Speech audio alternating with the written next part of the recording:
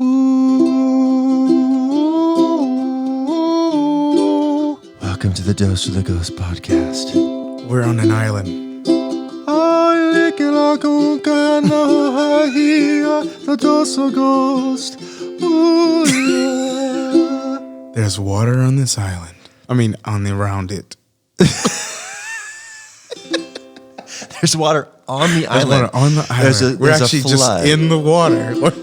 Listen, we wanted to bring you some sweet shalom peace today. Shalom. Ladies and gentlemen, we're just a bunch of idiots here. But I promise you, the content of this podcast is amazing. Yeah, it is. What's up, everybody? My name is Brandin Reed. I'm the host of the Dose of the Ghost podcast, and here with me always is my another one homeboy, Joshua Stewart. That me. Cosmic Worship. That me. What's up, dude? You got any more merch going on? You just had one shirt. It was just a sock. It was a sock. It was some reason it was a brown sock. You had a sock. But I have some new. That was like the first launch. That was just like the. Got you. For the spring, get ready. Get ready. Just bringing out some new stuff. You're bringing some new merch. You're looking fly today, dude, as always. Hey, so this is what's up. The special guest for today is the one and only Miss Anna Reed. Yes, ladies and gentlemen, we have the same last name. She is my wife, but she is an amazing business owner. She is technically a permanent cosmetic tattoo artist. Yes, she is. So what does that mean? She tattoos eyebrows, lips, teardrops if you want them. Me and Josh can get some teared up later. Tears on my ears, baby. Tears on your ears. But listen, she is very successful at what she does in her business, and we sat down with her. We had a great conversation with her about a little over an hour. And bro, I think she has a lot of wisdom and wealth of information when it comes to starting something from scratch. Yeah. She was a stay-at-home mom for a long time, but she also always involved in cosmetics, always involved in photography, doing commercials, and always involved in ministry. Yeah. She's always looked out for other people. And when I see her praying for someone, I know they're getting what they need. That's right. That's my wife. But guys, you're going to learn a lot from her today because she really empowers women, and she speaks a lot about identity, bro. She had us teared up. And that was before the tattoos. So, listen, you're going to hear about horses rolling around in mud. You're going to hear about tattooed faces and teardrops. You're going to hear about a lot of stuff. You're going to hear about Taco Bell's meat, Taco Bell's meat. What does this mean? It's the Dose of the Ghost podcast. Listen, before we get right into it, make sure that you subscribe to this on Apple Podcasts or Spotify or Google Podcasts. Do us a favor, share this thing on Instagram, y'all. Instagram, man. We're trying to blow that up. Just if you listen to us and you're like, hey, I listen to you faithfully all the time, or maybe you're just kind of a one-off here and there, we appreciate you all, but we're trying to grow this thing, and we are committed to making this thing happen. Yes. So a lot of good stuff going on here. And let this episode with Anna Reed bless you from DFW Micropigmentation. Let's go. Gang. I'm going to tell you something tonight. God's going to set you free.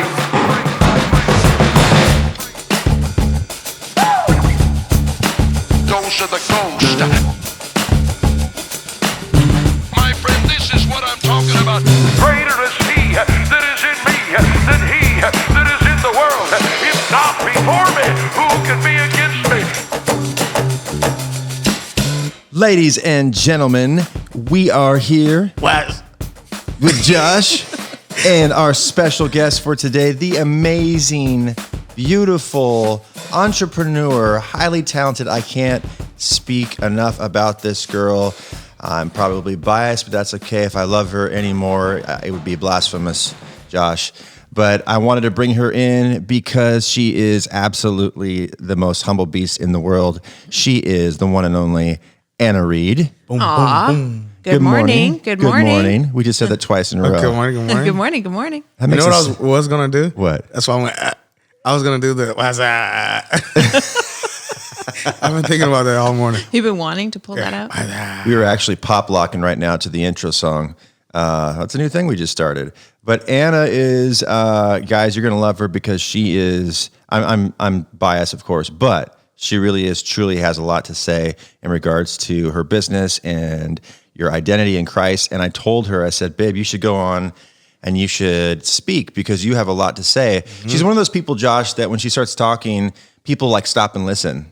But then you're like, hey, you should teach or you should like say that. She's like, that's not me. I was thinking you should I thought about this the other day before I thought about this. I like it. I was like, you should do like a business seminar, like how to start your own business kind of thing. Oh, I love that. I love to help people, especially women building business. I think that's, it's just a kind of a passion of mine to support other women in business. I really think it's, women need support and they need to know that girls got them. And, it's not about competition. It's not about if your thing does well, then mine can't do as well.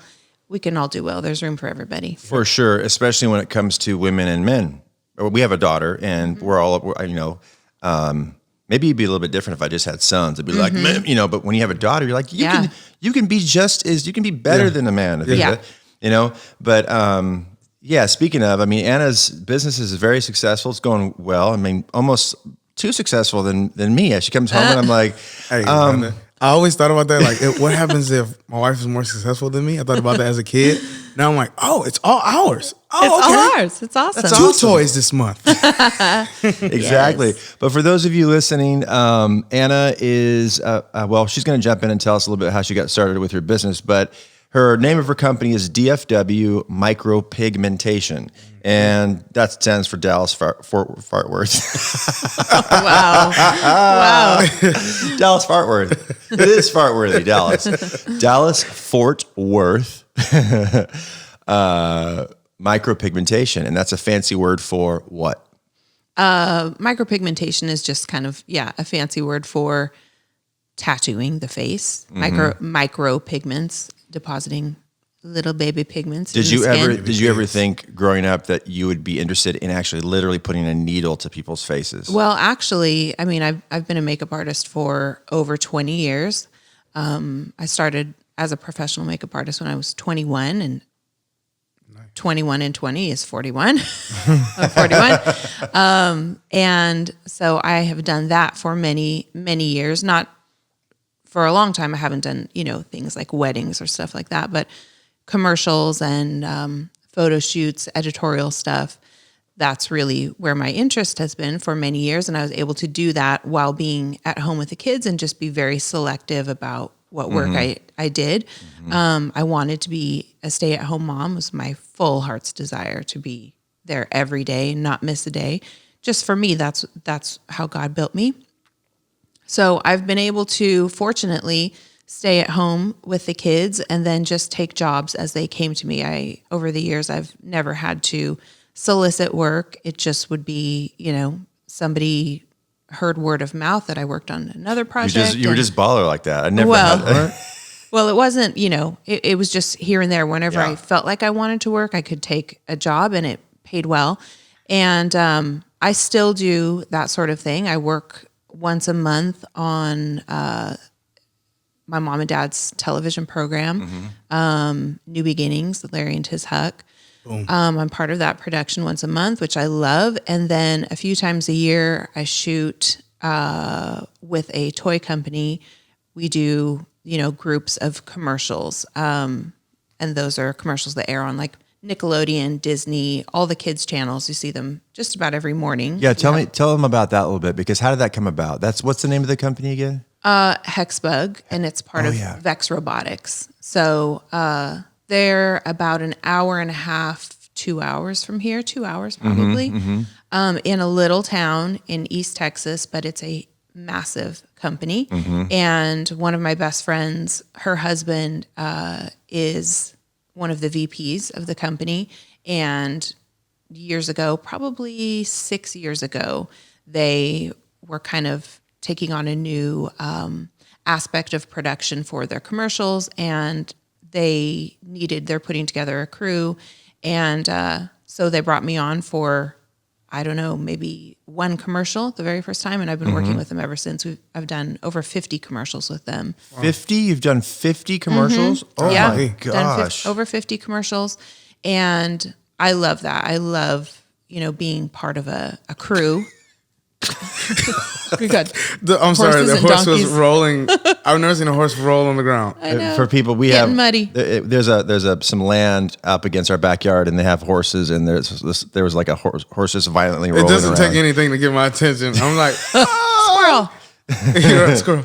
But yeah. So I'm Hex part bugs. of I'm part of that crew, and I really love being part of a production crew. Mm-hmm. I like being on set. I know how to be on set, and that's kind of like a skill that you learn over time, but I've been doing that for many, many years.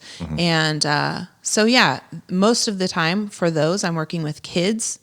These are very professional little actors, and you know, they make more money than anybody else that's working on like set. just like 40-year-old adults in a trap. Yeah, they walk 10-year-old in, body. you know, like they walk in, introduce themselves to the director. They're shaking hands. They're very, very professional. Ice kids. Americano. And Yeah, right. And so I get to work with the kids all day. I'm doing, you know, their hair, their makeup, their styling. But as the years have gone by and I've gotten closer to the team and to the director, my friend Keith, you know, I also have like a little bit of input on set about, you know, if something, if I see something, and that's cool that he trusts me in that way to It totally include is me. cool. It's cool just Yeah. to be a part of a team like that where everybody is just vibing off each other. Yeah. You feel like everybody has some common ground you're working on to make something, elevate something to be really cool. Yeah. And these are all very, very creative and very smart people that do this. They're technical people and artists, almost all of them artists in their own way. They're movie makers, and they're, you know, painters and very educated. And so it's a cool, eclectic group of people. And so I get to hang out with them for, you know, a week at a time, a few times a year, and make these commercials. And so, but back to your question of did I ever see myself doing what I'm doing now, which is permanent cosmetics, cosmetic tattooing. I remember seeing probably close to 20 years ago, watching a tattoo show. I think it was on like TLC. And I loved to watch this tattoo show. Yeah. And I remember seeing these guys who were these like, you know, rough, stereotypical tattooers do, well, it's called areola restoration, but cosmetic tattooing for women who had a mastectomy. And I remember... I'm sorry, LA Inc. Was it LA, LA Inc? Inc, That's yeah. right, yeah. With Cat Stevens? Yeah. Yeah, I remember that. It was during that season where they were having several different shows like that. And then there was Miami Inc. and the guy's name was Ari, I think. That's right, Yeah, that's he was right, Israeli. But yeah, I remember seeing them do work on women who had mastectomies and had, you know, their breasts removed, and they were tattooing this restorative look remember for that, them. yeah. And I remember just being really, really like crying and being really moved at the power of their ability to do something so life-changing for these people. And this was close to 20 years ago, and I was like, I could never get that out of my head. And every time I would see it, that sort of thing over the years, it was very compelling to me. It pulled on me. And then about 4 years ago, as our kids have started to get a little bit older and my business, my work, the pace of it was picking up a bit, I started thinking, well, do I want to be taking more jobs? Should I sign with an agency for, you know, makeup and styling and hair and, you know, all that stuff? The problem with that is that, you know, I like to be home for my kids in the afternoons. I don't want to have, you know, a typical work day where I'd need to leave at 7 a.m. and not get home till 6 p.m. I still want to be here for the kids when they get home from school. And if you say no to jobs like, oh, that's not the hours that I want, you keep saying no, well, the agency will stop offering them to you. So I was like, that's not quite right. And then I saw this video of someone doing what was microblading on a man that had alopecia. He had no hair at all. And this was when, you know, microblading was just sort of bubbling to the surface and really becoming a hot trend. And I just thought, oh my gosh, that's so powerful. And what a beautiful gift to be able to do for someone. And I'm a little bit of a slow mover as far as making decisions. I like to plan things out. I like to weigh the pros and the cons. I'm not a spontaneous decision maker, but this is one time in my life that I saw that, and I started looking at microblading for myself, and I just felt something like leap in my spirit that was like, do this. I felt like a confirmation from the Lord, like move on this and move quickly. So that was close to 4 years ago. And I just decided, okay, I'm going to figure out what is this even called? What is this? How do I get training for it? What's the licensing I need to have, insurance? And I just kind of jumped in very quickly. For me, it was a quick decision, and decided I'm going to pursue this. And so I opened my studio 3.5 years ago. And it's been great. It's a huge learning curve, to learn these skills, but it's very rewarding for me. And the first time I've ever had a job that every day I look forward to. Even when I'm really tired, it feeds me artistically. And that is something I never kind of have experienced before. All the other jobs that I have, you have days where you're like, oh man, I don't want to do this today. I was going to ask you, what were your jobs before that? Like, what were? My very first job, well, I started working when I was, I was a babysitter. I started babysitting when I was about 12. And I always wanted to work.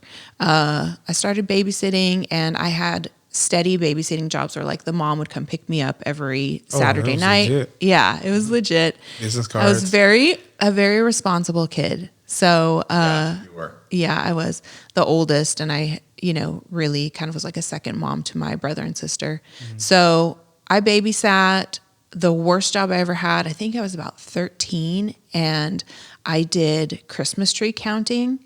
Oh my goodness. Yeah, it was rough. So one Douglas fir. Yeah, exactly. So we went out there. We'd go out before the sunrise. So it was pitch black. You'd be in these thick Oregon mountainous hills, and you had a clicker, and you had to trudge through like the freezing rain and mud and count every Christmas tree and tie a band on it for everyone. And that's how they make sure you counted it. Actually, Yes. I'll be click, click, click, click, click, Yeah. click. About 80 back there. About 80. Yeah, exactly. 81. 300. I eyeballed it. Yeah. So that sucked. I hated that job. Soaking wet. You're stepping in like deer poop and dog poop out there. And but going back to when you said you wanted, you saw it and you're like, okay, you had maybe you had an aha moment, or you just had like, this is something I want to do. Right. Was it something that you prayed about? Was it something that you're like, tell me about that process? I remember the night we were in a rental house over here, and I felt like I'm looking at it, I'm doing some research, and I felt like the swelling in my heart and my spirit, like, oh, I like this. And maybe I should pursue this. Yeah. And at the time I was probably 37, and the idea of taking on an entirely new skill set that I was going to be starting as a novice in my late 30s, it's a little unusual. And it's a little intimidating. It's humbling to be like, I'm a grown person and I'm going to go back to student level at something, because I had sort of thought that my background would lend itself to this skill set, and it does in some ways artistically, but not as far as skill. That's an entire skill that you have to learn, and it's a very broad learning curve. And so I was intimidated by the fact that, well, this means completely humbling myself to learn something, and it's not something that you're good at right away. You suck right away. No instant gratification. No, there's not instant gratification, and it's a long time till you feel like you don't suck. And so I prayed about it immediately. I was like, God, is this something that, are you leading me to pursue this. This is new. This is scary, but also I feel really excited. And I felt a real immediate peace in my spirit that it was a yes. Yes, do this. And that is not something that has happened to me a lot of times in my life. Like I said, I'm more of a slow starter. I like to think about something. I like to weigh it. Pros and cons. Yes, I like to kind of play it out in my head, and because I don't like to make mistakes, so I don't want to say I'm going to do something and then have it fizzle out a few months later. Oh, I'm not the only person. I hate making mistakes. My wife's like, it's okay. I'm like, no. No. I knew if I would have did that, it would have been this way. I could have been different. I could have done it different. I know. That's how I feel. I don't like to make mistakes, and I don't like to waste time. Yeah. But I did feel, when I prayed about it that night, I felt such an immediate and strong sense of yes from the Holy Spirit that I, the next morning, popped out of bed and started making phone calls. Have you ever felt that way before about anything else? Besides marrying me, I know Right. that. Well, that's what I was going to say. Yeah. I don't know. I don't know that about like a critical decision. Maybe not. Probably not, huh? Maybe not. Yeah. About life decisions, for sure. I never had any doubt that I was going to marry you, that we were meant for each other. Never had any doubt that we were going to have a family, and that was going to be my first priority. But as far as like a career move, no, I never had something that felt like, oh, this is for me right now. And that was really exciting. Yeah. To feel like I felt a thrill and like an urgency to move on it. Yeah, that was cool for me to experience too, because not that you've never been a go-getter, you've always been a go-getter, but like you said, I was mostly at home for your focus was the kids. Absolutely. I was out, exploring, I'm still trying. Singing on them rooftops. I saw the video the other day. So I've been singing on the rooftops, Yeah, exactly. Yeah.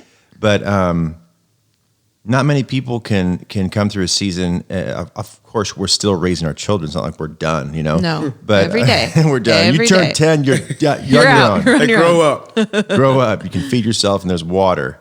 But yeah, you're able to master that, and then at the same time, Well, I'm still working on it. Find something. I think people that are listening to this podcast, maybe they're in their 20s, 30s, 40s, whoever.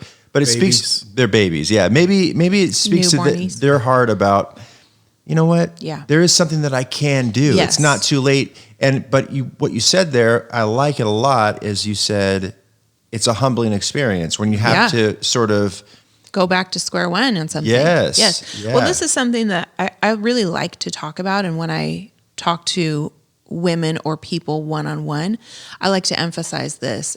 There are some people, and I feel like it's a very small group of people that kind of know at a young age, this is what I'm aiming for. This is my heart's desire. This is what I'm aiming for. That's a very fortunate position to be in at, say, 17 years old, to be like, I'm a singer and a songwriter and a musician, and my whole life's trajectory is aiming for this target. Right.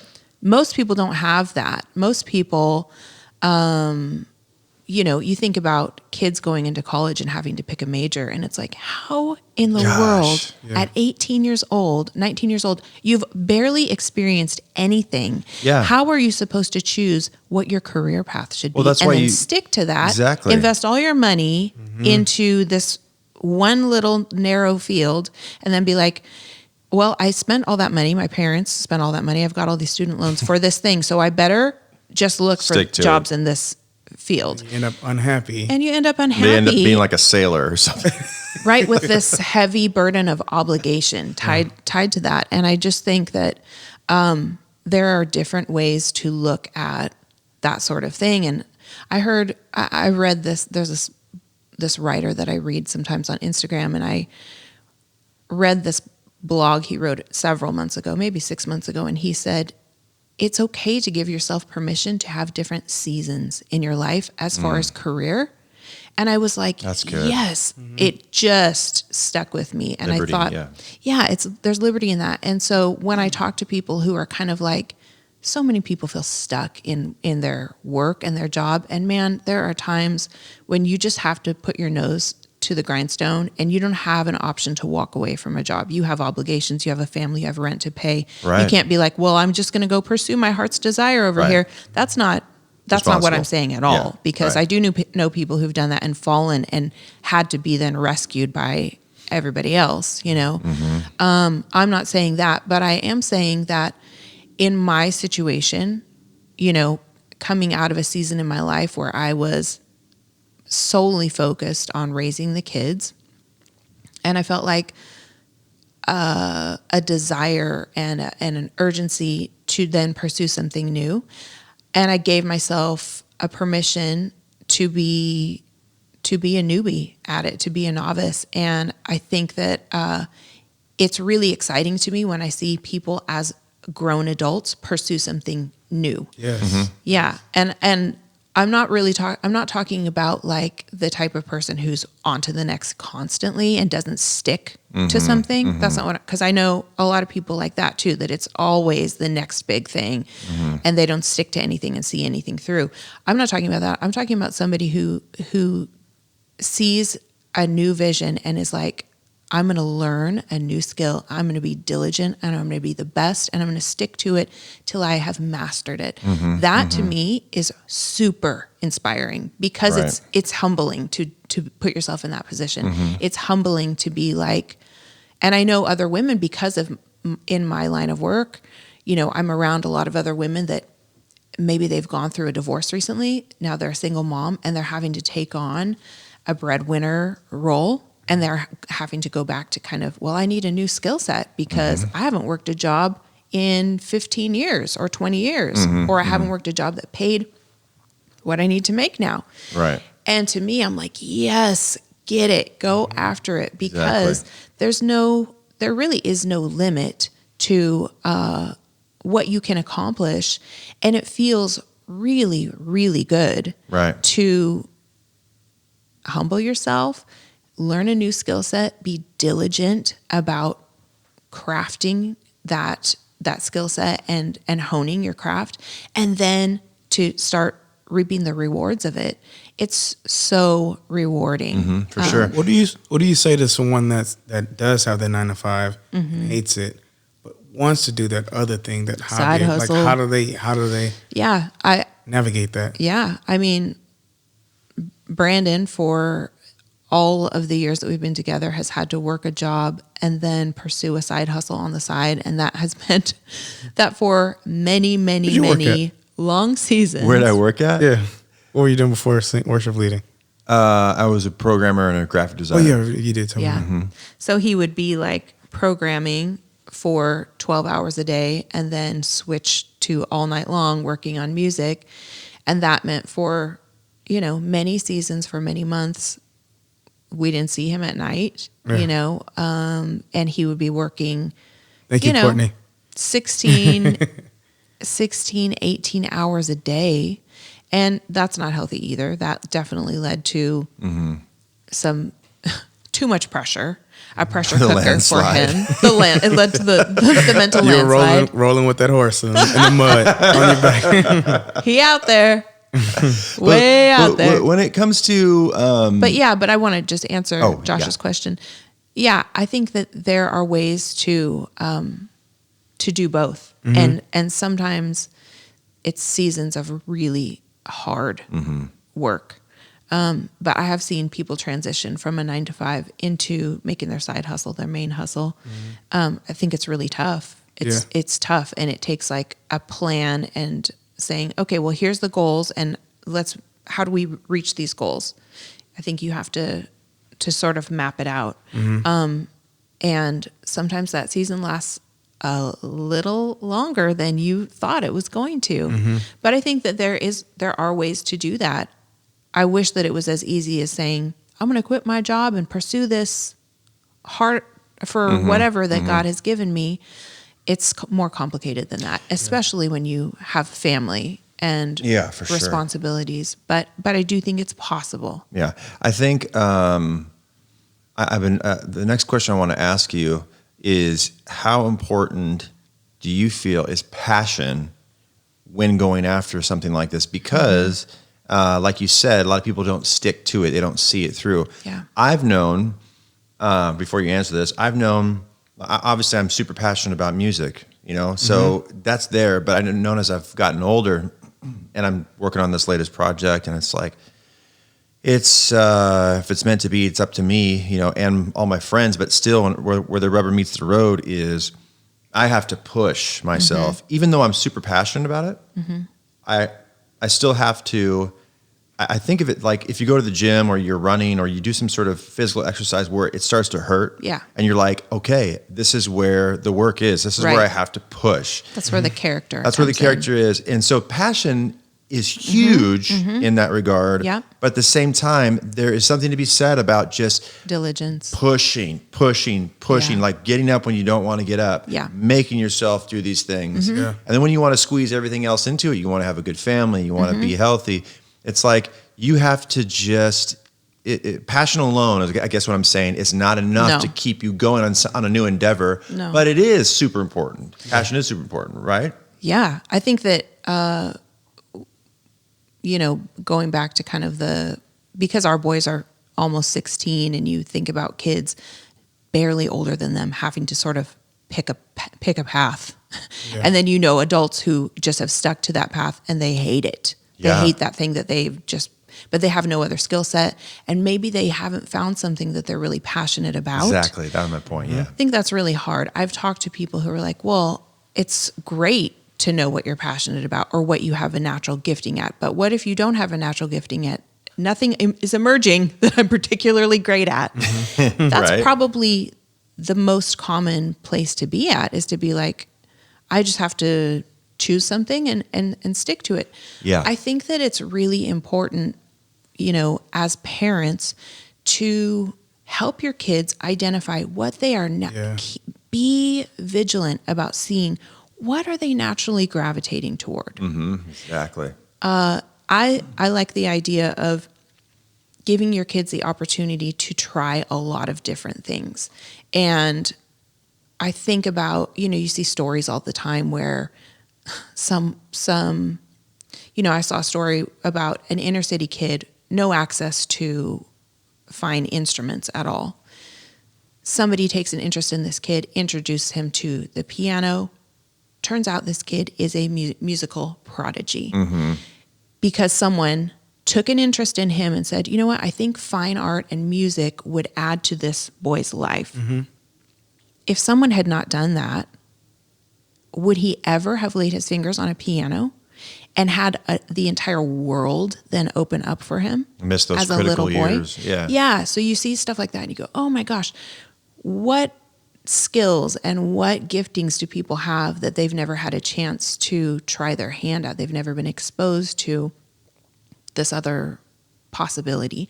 So I think as parents, I like the idea of, instead of hammering like these are the pillars of education and for us, we're learning these things as we go because you never have raised a teenager before.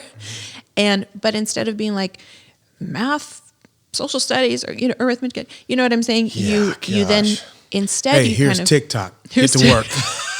See what you can do with it. Real talk. Yeah. Real talk. I mean, I get the foundations, but Yeah, I think that if you pay attention, not saying that those tenets of education are not important. Obviously, they are to being a well-rounded, well-spoken, thoughtful person. We all need that foundation of education. But if you pay attention to the things that your kids are naturally inclined toward, and then you sort of help them cultivate, well, here are different areas that might lead to,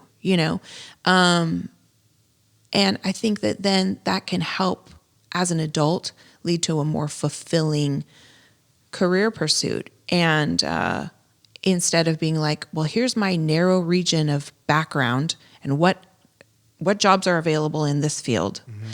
That's so narrow. Yeah. Instead being like, I try and tell the boys, you need multiple skill sets and you need multiple interests. That way, when one thing doesn't come through the way you thought it would, well, guess what? Here's this other thing that I also have tried my hand at and I'm interested in and I'm kind of good at, and I can pursue that as well. I think that as a parent, that's how I want our kids to be set up for the future, rather than like I went to school for, marketing, and that's all I'm ever going to do. Well, like that's great if you're passionate about it, but I know so many people who are not passionate at all about what their job is, and they feel stuck. And man, they that's may sad. be making great money too, right? But they're just like they're stuck in a position. And Josh, you went to school. Went to school for business management. That's right. But your passion is music. Straight music. And so you've made decisions right now. You can make decisions right now to put yourself in a place where I'm sure you could go after a 9-to-5 in business management somewhere, maybe get a better paying job somewhere, this and that. Shot it down, brother. I shot it down. You know, the funny thing was I was working at the last like job I worked at. I still do work at like a recording studio, like 12 hours a week. But other than that, I'm a worshiper. But my last official job was working at a call center, and I was so done with call centers, man. The call center before that call center, I actually was fired from because I had lost my dad, and then I was just so like mentally gone. Not there. I was just like literally just hanging up on every phone call for like a week. Every phone call. Time to go. They called me and they were like, "Hey, we're gonna have to let you go. You've been hanging up on people for the last 2 days." I was like, "Oh, that's all you caught?" Because I've been doing it all week. Oh my! So the next call center I got, moving on. I was like, man, I don't want to do this. I'm not supposed to be doing this. I'm supposed to be singing. And mind you, me, Jonathan, and the whole One Way gang, we were going everywhere. We're in Atlanta and everywhere. Right. So I was just like having to go from something you doing liked and loved, signing autographs and everything, and then the next day people are cussing me out on the phones, and I'm like, I was famous yesterday. You don't even know. You don't even know. So the last call center I worked at, it was I was doing the little classes, the training in the beginning, and they end up having to switch me the day before I actually went on the floors to a different department. I'm like, I just learned all this other stuff, and come to find out that the department they switched me over to, it was that department only had 6 people in it, and they only received a total of like 8 calls a day, if that. Wow. So they were like, we're okay if you watch movies and stuff like that. Just make sure when you answer the call, you answer the call. And when it's done, power up your tablet and watch movies on your tablet. Just don't watch it on the computer. So it's Dragon Ball Z every day. Cartoons. So I was doing that. And then started singing New Beginnings and all the stuff like that. And that job ended. And I was like, I don't know what we're going to do, because we were just getting married. And I was just like, she was like, well, you sing all the time now. Like, you sing much more than you used to. It wasn't even a thing I was thinking about at the time. I knew I still wanted to make music, but I was so busy and focused on, we're about to get married. I need to make money. And then that was after we got married. And I was just like, I'm gonna do this thing. I'm like, you okay with that, wife? She's like, I trust that what you're going to do is going to go, and you're going to take care of us, and we're going to be good. And God hasn't failed me yet. Like, wow. Like literally, I just told you, like Sunday, I had like 2 bookings, and I'm like, sorry guys, I got to sing at church. Well, I can turn down bookings now. Yeah. Bro, I used to be like, yeah, I'll do that for 2 McDoubles and a small fry. But now I'm like, nah, I'm sorry, I'm not available. Check with me next month. If exactly. You can. So it's just like, I just went for it. Yeah. And that's not always the case. It's not always a chance to just go for it. But my wife was just like, I trust you. God bless you, Courtney. We love you. God bless you, Courtney. Good. So, 2 toys this month, please. Thank you. Babe, I want to get back to talking about your business, but I want to talk about my career path, because a lot of people think, first of all, some people think, oh, you're successful, this and that. Yeah, I'm also double your age, dude. But the thing is I was trying to remember like my first job, because when I grew up, I right around like 16, 17, 18 years old, our youth pastor was like, he was like a roofer. He would just roof houses, and then he would also be a youth pastor, but he'd make a killing at doing side roofing. A roof pastor. It was a roof pastor. But I ended up like, college wasn't really not encouraged, but it wasn't like something you had to do. The priority was like start your own business. That was it back in the early 90s. Start your own business. That's where you would make the real money. And dude, so I started roofing, and I remember my buddy Dave Ressinger, who's now a pastor in Tacoma. he would basically drop me off, and I'd have to tear off an entire roof with me and another buddy. Tear off the shingles. Yeah, by like crowbars and stuff. Oh, goodness. As a teenager. So I'm out there just grinding and on just sheer like, 12, whatever you call pitch angle of roofs, and just, no insurance. Everything was sketchy. But I remember just doing full houses at the end of the day, or, he paid me the next day. Like he'd wait till like Sunday service and he'd show up, and this is how Dave would do it. He'd show up with $100 bills in a roll, just throw it at me. This is what he loved to do. So I went from roofing, and then I decided, you know what? I want to bring my game up. Mm-hmm. So I said, how can I go into the food industry? Where can I lock myself into that the market? The culinary field? industry, yeah. Mm-hmm. The fine foods. And so I went ahead and got a job at Taco Bell. And I remember the first Taco Bell I worked at. The finest of meats. The first Taco Bell I worked at, dude, they were selling weed. Michelin star. They were selling weed. A high school buddy of mine, I thought Taco Bell was selling. I was like, oh, he was working in Taco Bell in the drive-thru. He was selling marijuana out of the drive-thru. Through the drive-thru window. And that's so crazy. I had to transfer. I put a little something else in there for you. Yeah. I had to transfer from that Taco Bell across into Oregon side to go to another one because I was going to get paid better. Mm-hmm. And so right before I pieced out, I snitched on him. That's funny. But let me say, this was when we were teenagers, and he's not putting toys in those meals. It's not a Happy Meal; it's an extra Happy Meal. Right. I remember, we were teenagers, and one of the things that really drew me and attracted me to Brandin was that he was in school. He was also going to like the career center, learning how to like program and all that stuff. He was the youth worship pastor, and he worked nights. This was all in high school, during high school. So he was working nights. I was scrubbing floors like in the middle of the night with the machine. Yes, he was scrubbing floors because we had a friend that had a commercial floor cleaning business. He would clean big grocery stores floors at night, and so he would hire some of the youth, and so Brandin would do that at night. He worked at Taco Bell. He did all of these working. And on top of that, our youth ministry was super outreach focused. So we were at the church, not Sundays and Wednesdays, but like 4 days a week on top of school, on top of all of us working. So I saw this guy who had a major hustle spirit and was holding himself accountable to his own work ethic, not something that was forced on him. And it was very, very attractive and appealing to me. Yeah, Taco Bell was just, it had you at you had me at Bean Burrito. So dude, I transferred to the other Taco Bell. At this Taco Bell, my friends would come through that were still roofing in the burritos. the guys that were going, and I swear I'm going back to you in a second, Anna. I just have to spill this. This is a funny story. So I go to a different Taco Bell, and my friends that were roofing still, they would come through, and I would give them all the extra food that we'd make that we'd mess up on, and I'd give them, they ordered like a pizza, and I would put it like, it would be like a pizza on steroids. Double stack. I'd be shoving stuff out there. Mexican One pizza. day, this lady comes through. I'm working the drive-through, okay? And I hear her order, and I'm like, okay, she hasn't pulled up. What's going on? So I put my head out the window, and it's a big van, like an old van, not like a minivan, but an old van. And she's a little bit of a larger woman, and she opens the door because she had like dropped something, like some change or something, and reaches out and falls out of the van. Oh, snap. Okay. So I turn around and I'm looking at my friends like, what the heck's just happening? I turn back to the drive-through window, okay? The van is going like neutral with nobody in it. And she's on the ground. No, she's following the van, walking behind the van, like running towards the van. Next thing I hear... And that's real ground beef right there. That's real ground beef. He got that car rolling.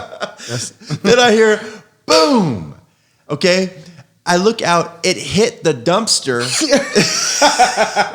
behind there. So my Taco Bell manager at the time was like, he looks at me and I go out to see if this lady is okay. Like what's happening? I go out, it's stuck, it's sitting there, it's got a big dent in it. And she's like, oh my gosh. Okay, ma'am, there'll be $3.99. Just still telling that total. I know what you're going through. So, dude, I go over there, and my manager, I go back inside, and he's in there, and he's like, "Where were you?" I'm like, "Did you not see what happened?" This is what he tells me: "You never leave your post." Wow. Like it's World War I. This woman just flew in the trash can. Do you want me to not? Okay. Yeah, like Never I was a leave your nom. post. You never leave your post. Lesson learned. And this manager is the guy that, like, he would be such a hot shot, and he'd be like, "Hey, Reed, you want lunch today? Lunch on me. If you can make this bean burrito 16 ounces on the nose," or something like. It would be like that. And so Hey, I do. you manage tacos, right? Yeah, dude. Oh, that world was just like. But anyway, I did it, and I moved on. But I want to go back. Let's go back to DFW micropigmentation, because we went all the way from roofing to Taco Bell to babysitting to passions, and I think people, they get it, they know it. But let's jump back into the world of where you're at right now. So one thing that I know that you decided to do is you constantly, and I think this is a formula, if you're out there, you're listening, okay, why, and I ask myself this question about you, babe, all the time, like, okay, a lot of people probably start businesses like this, or maybe they start whatever it is. Why are you so successful at the gates, And I think because, one, you have all been about investing and training. You're constantly going to trainings. Yeah. Like, you took me along to one of your trainings in Huntington Beach. That was awesome. But you're I'm going next week to and this is money that you just pour right back into what you're doing. You're going to another one. Yeah, this in a couple of weeks. Where are you going? Narnia. Not Huntington Beach, Santa Monica. Are you going to Santa Monica? And you're learning training for what there? It's like a marketing convention, like business strategies convention for permanent cosmetics. For permanent cosmetics. Yeah, and it ain't cheap. Nope. And you first start off microblading, which is actually, Josh, they use a blade and they put it in pigment and they draw brows. And that had a little bit of negative kickback because of scarring and different things like that. It can. I like machine work better, so I've transitioned away from microblading and more. I saw that on your story that you kind of one person doing it left. So it's a tattoo gun? Not a gun. It's a tattoo machine, but it's made for the face. But it's like it's a handheld device, like a pencil looking thing, right? Kind of. Yeah, I mean it's a machine you hold in your hand with like a power source, and yeah, and so it's got this little thing, looks like almost like a little panel iPad thing, and she does that. But so now you moved from cutting people's faces, which I'm like, that doesn't sound good. I know it's wrong, but I mean, from Freddy Krueger to Edward Scissorhands, butchering. You were butchering faces, okay? No, I'm just kidding. Here we go. So my point is, I would feel just totally, I don't know, if I could do that to people. That's a big step. But then you go into tattooing. Yeah. And now then it's all very scary. You went to tattooing lips. Yeah. Which is super cool. But you've never tattooed me. No. But you've talked about it a couple times. You and P are always asking me to Yes. do little baby tattoos. Couple eyebrows. Couple little eyebrows. if people are always wondering what's Pete, Felipe Carsolo is one of my best friends, and he's Brazilian, but we call him P. P.I. And he's got these little tats everywhere. Every time he goes back to Brazil, he comes back with like more little tats. And actually, one was a cross got infected. Yeah. And so I said, talk to my wife, and sure enough, Anna helped him. And but he's like, hey, she can tattoo, bro. Let's get some tattoos, man. She can do this. And so I think we're gonna do something like that. I don't Josh, know. what do you think? Teardrop? Go for it, man. Teardrop under your chin, though. So we were like, what? It's drool. What does that mean? What does that mean? Oh, it means nothing. It means you roll with the horses, baby. I was wondering, do you? I think I asked you this before, but they haven't heard. Are you constantly looking at people's eyebrows? I always have my whole life. I've had this thing where while I'm talking to people, I'm tracing their eyebrows over and over in my head without thinking. It's subconscious. It's like when I come around you, I'm literally like, hold on, let me make sure. I know people just say that all the time. They'll be like, oh, don't look at my eyebrows. I'm like, I'm not judging your eyebrows. I really am not. $460. Just put it out there. But here's my card. But you said to me that I don't need a touch up on eyebrows. My eyebrows are like Tom You got Selleck. a lot of brows. Yeah, I got a lot of brows. But you did say something about like not shellacking. It's called brow lamination. Lamination, Yeah. shellacking. Shellacking. A brow shellacking. Oh, shellac. I'm adding that service. Well, yeah, that like straightens it or something like that? Yeah, or? it just kind of like, you're almost like perming the brows into a position. So people that have like wiry or curly brows or like, they want them to be swept up instead of like downward. Wow. That's some wild I want to say brows. this about your work because, and I'm not being biased about this, I promise you, but when I see your work, no, I'm not. Because when I see other people's work, okay, and I see yours. Oh no, setting me up for judgment. I see yours look way more natural. Oh. And everybody else's are like, what the heck? They're just overdone. I think you have a super good balance on how your brow shapes work on somebody's face. It's not like, hey, I want these brows. Put them on my face. Well, your face is 4 inches wide and 20 inches high. It's not going to look good to have giant, thick Italian brows, right? But you and I think what makes you so successful, like I said, is your training, but also Anna is, and Josh can speak to this, and everybody can speak to this.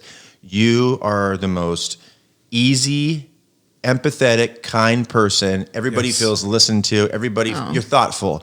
And I think people probably feel that when they come to you. And people probably, by word of mouth, say, go see Anna because she's super dope. But she's like, you're able to be, Yeah, most of my business is definitely word of mouth, and it's, people. When I first started this, I told the Lord, I said, God, if you will bring clients to me, because this is a business that's all about constantly generating new clients. It's not like doing hair where you have repeat clients. They come to you every 8 weeks. Everybody's got to be new. So it's very tough to constantly be generating new business. But I told the Lord, I said, God, if you will bring clients to me, I will be faithful to bring them to you. And so, to me, it's not like people are coming in for a therapy session, but inevitably people open up about their lives, and I'm genuinely interested in people. I have a genuine care for their situation. So when people open up to you, and I always think of life like this. If you just crack the door for people a little bit, you'll find out all kinds of stuff that they're going through and that they have needs that if you just kept it very surface, they would just come in and out of your day and you would never know that they were really struggling with something or having something really heavy going on in their life. If you just crack that door open a little bit to warmth and listening and empathy, then the Lord will put people in your path that you can have a positive effect on. And that is a part of my business. And, it can't be the main part. I got to do the work. I can't just be like there to be somebody's friend. But at the same time, when somebody's going through something and they open up to me about it, I make it, a pledge to the Lord that before they leave, I'll say, and whether or not they have a Christian background like me or a church background, I'll say, hey, can I just pray for you? Can I pray with you about that need? And people, even Christian people, are like surprised because how many times does somebody ask you if they can just pray with you before you leave? Not very often, but I'll pray with them. It's not I'm not speaking in tongues. You know what I mean? I'm not. Go ahead and lay down real quick and we're going to do this real good. We're going to cast this out. No, I just do a light but a heartfelt prayer with them about their need. And every time, whether they have a Christian background or not, they're like, oh my gosh, thank you. Like nobody's ever asked me if they could pray with me before. And next thing I know, they're sending their friends to me. They're like, you're going to love Anna. She's so, they say very nice things. She's so warm. She really cares, stuff like that. So yeah, that is a part of my. Listening to her voice right now, it's like therapeutic because it's like soft spoken. And she says when she does brows, she puts like numbing cream on them. So they don't really feel anything. And then I guess it's kind of soothing the way it feels. Somebody touching your face over and over again. And a lot of people will fall asleep. Oh yeah. And snore. I want to know You that. have some snores, can right? you work through that sleeping? Yeah. I to me, it's Hey, like get a up, compliment when people fall asleep. And a lot of times because they're so still and I don't really talk a lot while I'm doing this like very intricate work, you don't know that they've fallen asleep, but everybody twitches in their sleep. So that's normally how I know, because they'll be like, Barbecue sauce. Sorry. or more likely than not, there's a little, and that's where the pig and micropigmentation comes in. that's where it Oh my comes in. goodness. That's perfect. And a lot of times we got ourselves a people- commercial. A lot of times people, when they do that little, they wake themselves up and they're like, oh gosh, I'm so sorry. And I'm like, that's okay. They're laying on their back. I have music playing, they're numb. They're just feeling the vibration of the machine on their face. It's very soothing. And you can tell a lot of times people are really tired. Like they've been working hard and they're weary. They lay down and all of a sudden they can't look at their phone. They can't interact with other people. They're kind of forced into this little window of rest. Escape almost. Yeah. As you're explaining it, I'm like, wow, that's like what the barbershop is. Like Yeah? almost in a sense, like, yeah, like, I don't know. I mean, It's a any little other bit of barbershop, but therapy. every black barbershop I've been into, it's almost like your barber, like I'm loyal. I'm a loyal. If this guy cuts my hair and I like it and I find a person, That's it. That's the only person. Like I've been going to the same guy for like 9 years now. Wow. And I mean, he was invited to my wedding. He was, Yeah. I mean, he still charges me Yeah. the same price as everybody else. But, Yeah. But You're not getting the deal. he's like, man, how's your wife? How's your brother? What's going on in life now? Hey, man, you on the way? Okay, pick up me a hamburger from this place. Yeah. Like I've done Pick that. me up a hamburger. And he'll deduct the burger from Yeah. the price. Yeah. He's like, it was also gas. That's tight. But That's it, I've opened mileage. up to him and Yeah. just talked to him, and it's just like I fall asleep almost every time I get a haircut. Really? Yeah, because it's such a It's piece. soothing. Like I haven't had a haircut in like 3 months because I've been grinding so hard and I've been moving and I've been like I usually get a haircut like every 2 weeks or Yeah. at least every 3 weeks, and it's been like 3 months and I'm like hurting right now. I'll get you. I'll trim you up. I'm good, brother. Thank you. I appreciate you. But You're walking out of here with a college fade and 3 eyebrows. And so I'm like waiting on my, like I go this weekend finally. Yeah. Everything, the move Get is your over. fix. And I'm just going to be a new baby, man. Yeah. A newborn new baby. baby. That Newborn new- baby. I tell it all to my wife all the Yeah. time. I was like, man, you have a brand new baby husband, and that's an amazing. You know that? She's like, stop calling yourself a baby. I said, I'm A brand new baby husband. I'm so young. Courtney, I'm sorry. Understand this? I'm so young. I'm the youngest man on I want to kind of wrap this up, but before we do, babe, I'm thinking. And I'm talking to Josh when I say babe. Yeah, I'm what's listening. happening? What's going we on? all call each other babe. Go ahead, sweet chicks. What you got? No, I'm thinking. I was listening to T. Jakes a few days ago, and he had a Bishop. The Classic. Bishop. He always has something amazing. He's one of my faves. Mm-hmm. But he said he's talking about the scripture out of Philippians chapter 3, and where Paul talks about not apprehending. I don't consider myself to have taken hold of it yet, but forgetting those things which are behind, I push forward, right? And he talks a lot about Christians. What we learn is to forget about our past, right? And then to just think about tomorrow. But there's a lot of in between. I think his message was called the in between. Yeah. And like today is the day, Right. you know? And so what about right now?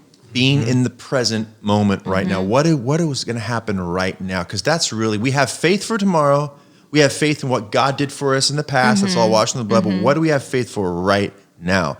And I think that your story and your journey that you're currently on is one of empowerment to women, empower to anybody, empowerment to women, but also just like,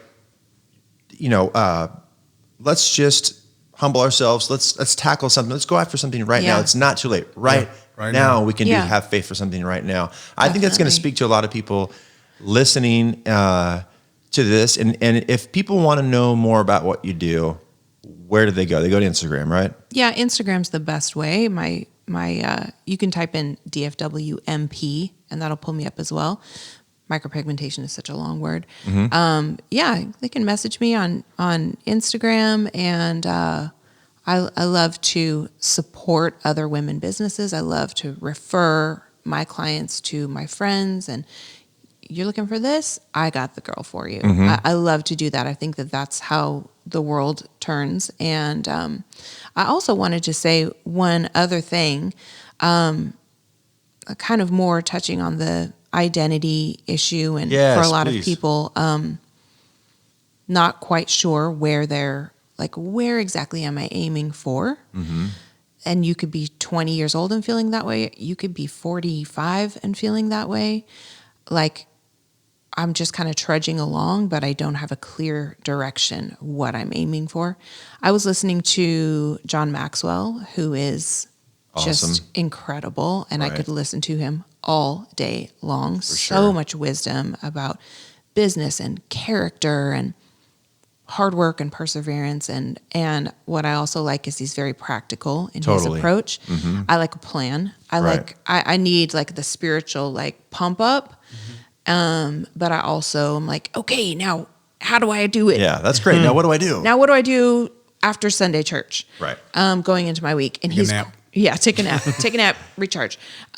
He's great about that sort of thing. And I was listening to him a few months ago, and he was talking about identity. I was looking for something that he had spoken on about identity. He was talking about identity, and he was saying that back to this issue of sometimes you don't know exactly what, I don't feel like there's this flashing neon sign over my head that says, Right. Bishop, or I've called you to be a This pastor, aha or moment. Yeah. like this title, right? Right. Most people don't have that. Like, oh, God has called me to this. Right. People talk about all the time. What has God called you to? And I think most of the people in the congregation are like, I don't know. At the end of the service, I still don't know. That's right. That's Mucinex curator? I don't know. I don't know. wow. Right? I think that's really true for most people. And I think Yes, we that's sit good. next to somebody and we go, well, it's clear what their calling is, or they seem to be real clear on their calling. And I feel like a dummy and a loser that I don't have this clear title flashing above my head that's what I'm supposed to be. And so I heard John Maxwell say, there are people like John Maxwell, who is John Maxwell, and there are people around him that don't necessarily have this flashing light calling, but that believe in who God has called him to be, John Maxwell, and they feel then called to support that endeavor. And I felt like that, and I still feel like that, and I've mentioned this to people before. I have felt like that in my life, other than knowing that I was called to be a wife and a mom, which is my ultimate heart's desire. Nothing trumps that for me. I didn't have a career calling. I didn't have something like you did coming out of the gates that was like, I'm pursuing this thing till the wheels fall off. I'm pursuing this thing till I'm in the grave. There's no way around it. There's no fulfillment outside of pursuing this. I have to do this. There are people that feel that way and they know that right away, but most people don't. So I never had that thing that I was like, oh, if I don't pursue this, I will live an unhappy, unfulfilled life. I felt like always, my whole heart is being a mom. Nothing matters more to me than raising these kids well. But my calling really is to support you in your calling. And that's not because I'm a woman and because you're a man and Right. therefore that's my place. Right. That's because I felt like God put us together that way. And John Maxwell gave the example of a man that had been in their church. He was a leader. He was an elder, but he was a businessman. And it wasn't like a Fortune 500 business, just a working businessman. And he came to John Maxwell one day and said, Pastor John, I know that you are incredibly busy, and I would like to give you every Thursday afternoon just to help you get your errands done. Let me pick up your dry cleaning. Let me run to your house if you have a repairman coming, facilitate that. Whatever you need. You need groceries? Let me get your groceries. I'm going to sow every Thursday afternoon into your ministry because I so believe in God's calling on your life. Right. And for 7 years, that man gave him every Thursday and became one of his closest friends and confidants. And his point was, if you don't have a clear vision of like this giant calling that God has given you, it is perfectly fine and just as noble and important to team up with the people that are in your circle that do have that clear, big vision and help them accomplish their thing. There is no shame in that. It's not smaller. It's not an unfulfilled thing. Everybody can't be the Tony Romo. Every single person can't be the Tony Romo. You have to have the support team, the support players. Baby Romos. The baby Romos, the baby newborns. Yeah, and I think that there's a real freedom in that because contentment and a freedom. A contentment, yeah, because I look around sometimes and I remember what it felt like to sit in conferences and have people talking about knowing your calling and being like, oh, I don't have a word for what God has told me. Am I supposed to be a prophet? Am I supposed to be a king? Like a business owner king? And mattress king. Right. And most people are not in that position where that is super clear. And it's okay that you come alongside the people in your life and support them in what God has called them to do. And that is super awesome and cool and needful and important. It's not small. As you were saying that, I was also thinking, as you're helping them, the people near you may see what you don't see. Absolutely. Hey, you always bring those cookies that you're baking. You should sell those. You should sell those. And some people like, what, these? I'll just make these for you guys. Like, no, these are good. I've seen that happen so many times, Josh. I love that. That's also part of being a community that supports each other and wants the best for each other. And that's why I tell people, hey, come to church, because this is a community of people who want the best for you, not just people who like you out in the world, not just people who are obligated because they're your family, but this is a community who wants the best for you. So let's team together. Let's encourage each other. Let's highlight the best in each other and encourage that. Yeah, as I'm listening to this, it's striking a chord with me. I was just having a conversation with a buddy yesterday at lunch, and we were talking about something similar. And I'm realizing what you're saying, how vital it truly is, because you're seeing a lot of leadership being promoted, and everyone's striving to be leaders or influencers, right? And this followers thing has a negative connotation on it, when in reality, when we're going after God, Jesus says, the greatest among you will be your servant.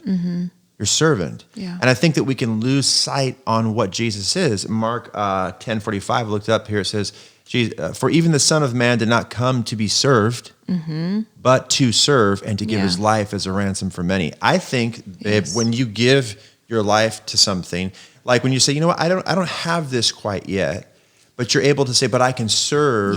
It's a service kingdom mind, where I can serve somebody else. That opens up to other areas of your life where maybe that leads to a passion and a I've seen so many people who have a servant's heart, and they come under the mentorship of someone who is like a master at what they do. Right. And that person who's a master at what they do then apprentices that person, and they become successful in their own right. Right? That is awesome. That should be like the journey of life, is like we all have this part to play, and sometimes we're in this position, sometimes we're in this position. But if we're all like, that whole thing of like you're reaching down and you're reaching up at the same time, and we're all helping each other, that's like my favorite thing to see. And there's room for everyone. There's no shortage. There's not a lack. There's not, you're doing well and that's going to take away from me doing well. No, there's it's oversaturated. Like, dude, just do your thing. Just do it. Just be you. Be you. Yeah. So, babe, tell them where you said Instagram, right? Instagram's the best way. Yeah, I'm on Facebook as well, but I'm not as active on Facebook. DFW micropigmentation. Or you can just type in DFW MP. My website's the same. All of my handles across the board are the same. DFW micropigmentation.com. You are amazing, Anna Reed. Your business is going to soar. Gonna soar, especially Amen. after this Let it market. be. Fly like an eagle. Do something. Tattoo your brows, lady. Come down, get your lips done, get your tattoo on. DFW, We love you. micropigmentation. Hope this bless you. Thank you. Amen. Peace. Bless y'all. Peace.